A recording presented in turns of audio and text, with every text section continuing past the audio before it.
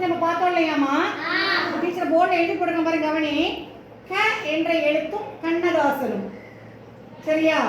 அவருக்கு வந்து க அப்படிங்கிறதா ராசியான எழுத்து போல இருக்கு. அவர் பெயர் பாரு, எழுத ஆரம்பிக்கு க, கண்ணதாசன். பிறந்த ஊர் எது? காரைக்குடி. கா வருதா? அடுத்து அவருடைய இஷ்ட தெய்வம் எது? கண்ணன். கா வருதா? அவர் பட்டம் என்னது? அவர் என்ன பட்டம் பெற்றிருக்காரு? கவியரசர் அப்படிங்கிற பட்டம் பெற்றிருக்காரு இல்லையா? அக்கா. அவருடைய குழந்தைகள் பேர் பாரு, அவன் மகன்கள் பேரை பாரு.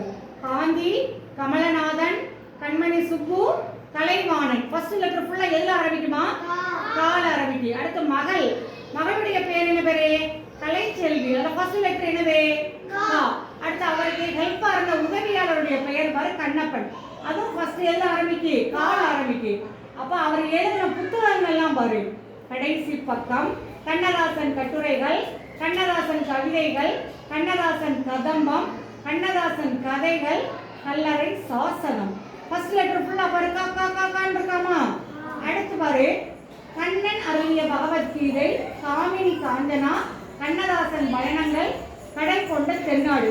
அவர் எழுதின புத்தகங்களுக்கு உள்ள பெயரெல்லாம் என்னதுல ஆரம்பிக்குது? கா கா கான்னு ஆரம்பிக்கு. அப்ப அவர் பேரு கண்ணதாசன் கா. அதனால கா என்ற எழுத்தும் கண்ணதாசன் டீச்சர் என்ன செஞ்சிருக்கேன்? கலெக்ட் பண்ணி உங்களுக்கு கொண்டு வந்திருக்கேன். அவருக்கு ராசியானது என்ன எழுத்து தான்? கா. அவர் கண்ணதாசன்ங்கிற பேரை வச்சேதான் எல்லாமே அவர் என்ன பண்ணிருக்கிறாரு? காங்கிற மாதிரி எழுத்த ஸ்டார்ட் பண்ணி என்ன பண்ணிருக்கிறாரு?